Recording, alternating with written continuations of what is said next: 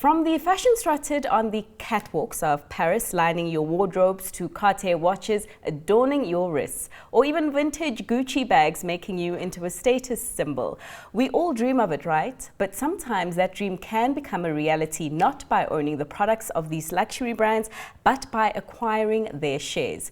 To find out which we should be adorning with our portfolios, I'm joined by Richard Böttger, Portfolio Manager at Tower Capital Management, and Atiyyah Vawda, an analyst of luxury goods, retail and investment holding companies at Avior. Thanks so much for joining us. I suppose first question, which is cheaper, buying the actual stock or buying the physical item? You can argue either way. Okay. It depends, especially these days with luxury brands actually introducing more entry-level products. But I suppose in terms of wealth and value creation, you'd rather not buy a pair of 20k luxury shoes and rather invest that because, you know, compound interest and that will help you retire better, what. Certainly something I'm trying to teach my children. All right. Let us know how that's going later. But I see that the state of the luxury goods market is quite resilient. It's holding up, and despite all hosts of pressures from the trade war to slowing global growth. A question, Richard, just paint a picture of what the main drivers of the luxury goods market are right now. Okay, Fifi. Well, I mean, it's important to understand that in the last quarter of last year, fourth quarter of last year, it was clear that the Fed was actually going to increase interest rates, and all of a sudden that was going to have a negative, or was supposed to have a negative effect on stocks. The stock market sold off quite significantly, and all of a sudden this year things seem to have turned around quite significantly. And it's without a question that the Fed will actually cut interest rates in the US by 25 basis points this month. So you've seen a massive rebounding of the stock markets, the S&P, the NASDAQ, China Stock Exchange. All the stock markets have increased quite substantially. And that's termed the wealth effect. So people that have exposure to stocks feel more wealthy when the stock market goes up. And that's very much correlated to what happens with the luxury branded stocks. So the S&P correlation and the NASDAQ correlation to luxury brands and sales appreciation is very closely correlated. And that's exactly what's happening. People are feeling more wealthy, they've got exposure to stocks, and they continue to buy, you know, luxury products. All right, because I mean, I see China continues to be the main driver of it's holding the market up essentially. And I know that there was a time when the Chinese came on quite harshly in terms of regulation, not being able to, you know, buy someone a fancy pen or a fancy item as a thank you for doing a business deal. So what is the state of regulation looking like from China, the luxury market, and how is it that China continues to be the main driver of the market, even though it's facing its own growth challenges? All right, so I think if you're looking at the China, you know, the anti-corruption measures which you referred to, it did have an impact on the watch consumption, because watches was one of the key things that, you know, consumers used or you know, what they use for bribery. However, what we're seeing now is that the sentiment of the Chinese consumer, despite the tougher economic growth, is driving spend because of the stimulus that the government has put through. So yes, regulation has actually been positive. You had VAT cuts, which are encouraging local consumption, and local consumption makes luxury consumption more resilient. The higher level of local consumption you have, the better it is for a brand. For example, if you look at Gucci, roughly 3 to 4 years ago, local Chinese consumption was between 30% to 40%. Currently, the recent numbers show it's around 50% of Chinese consumers are actually spending at home. And this is kind of directly in line with what the government is trying to do. The regulation that we've seen was, yes, you know, tax stimulus, that's one of them, but the other one was to reduce daigou trade, which is your informal trade.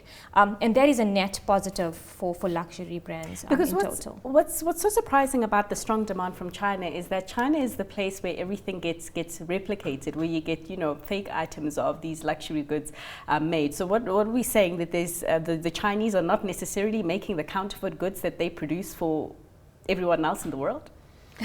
I mean, I think it's a status symbol, and you know, the people that are buying the original products are going to continue to drive luxury spend. And there's always going to be a function of people that are going to want to imitate luxury brands, and that's going to kind of be around.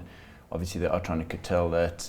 Alibaba was very much negatively predisposed by all the luxury brands in terms of selling luxury goods on that platform because of all the fake stuff that was being sold.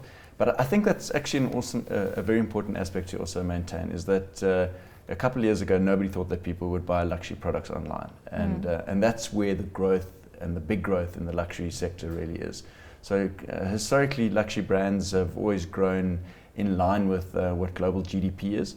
And we think that's actually going to accelerate in the next 5 years, because the penetration of online sales by all these luxury brands is certainly something that I think people are really getting comfortable with. It's no longer just being able to buy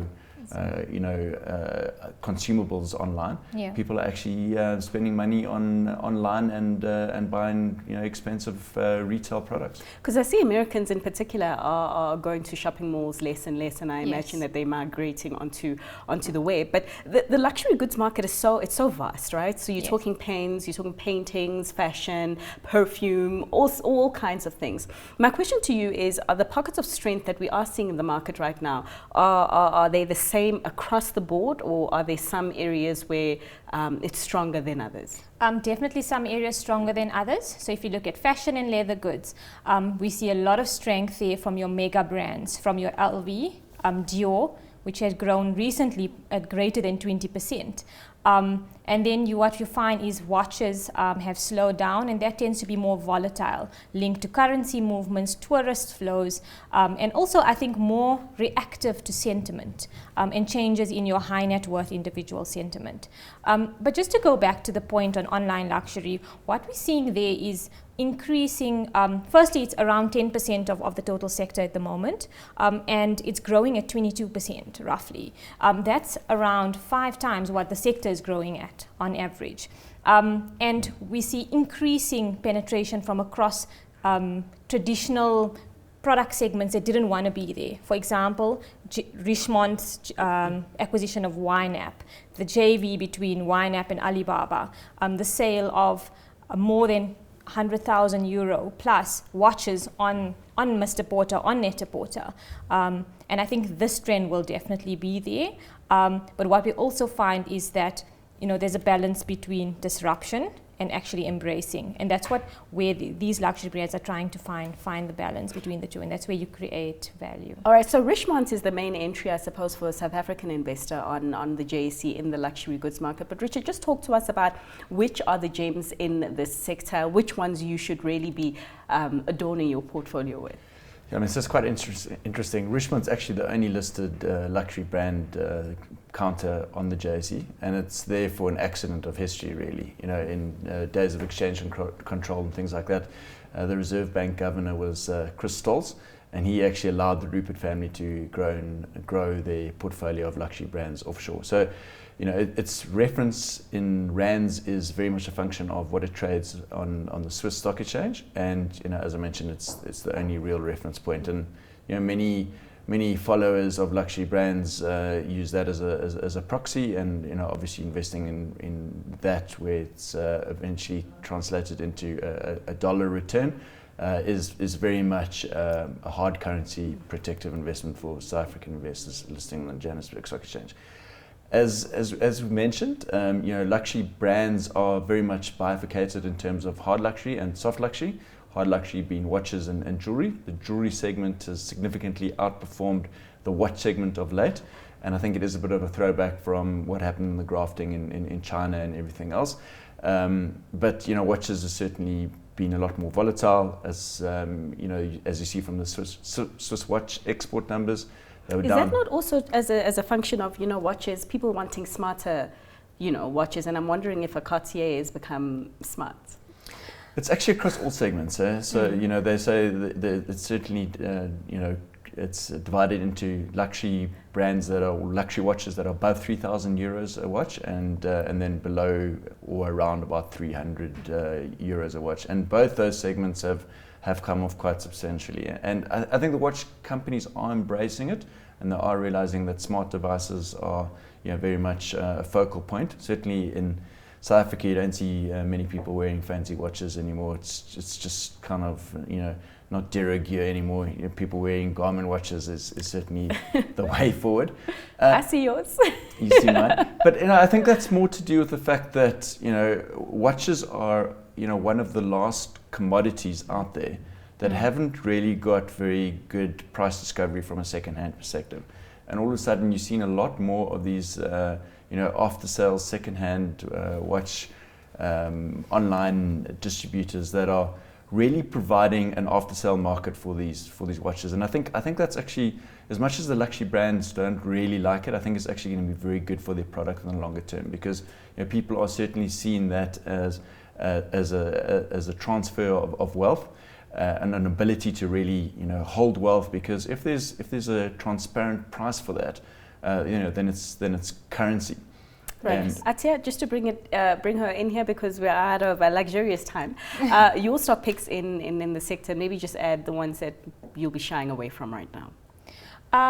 So I think the two that I would be, in terms of its valuation, is firstly Prada, and also not because of the actions that management have taken. Yes, they've tried to improve the brand, but they're not seeing the volume response on that. And then the other one is maybe coming back to Swatch, where they are facing structural problems. One of them being the smartwatches we've spoken about, because their price category of where they're positioned is more towards the direct price points that a smartwatch retails at. Whereas if you look at a Richemont brand, there's they've got the 3,000 Swiss franc plus, that is more luxury and that are maybe targeting a different customer. So those two companies, I think, there's risks in terms of structural issues that can affect the outlook. And then in terms of my topics that I would like to add was Richemont, and that's really from an opportunity for margin expansion, especially in their specialist watchmakers, which was affected by the grey market. You did allude to that fact on the secondary market. So you've got the pre-owned market, and then you've got a parallel market which sells new watches, and that Richemont has acted quite aggressively. And you see Swatch only doing that this quarter, where they bought back roughly 200 million worth of watches on the grey market, where Richemont did that 2 years ago with Cartier, and you actually see the growth benefit of Cartier coming through as a result of taking action against the grey market. So the opportunity there is quite substantial if you're looking at where the margins are now versus its historic high point. Right. Yeah. Well, thank you so much. We are out of time. We're going to have to leave it there. Thanks to my guest. That was Richard Böttger, Portfolio Manager, Tower Capital Management, and Atiyyah Vawda, an analyst of luxury goods, retail and investment at Avior Capital, rather.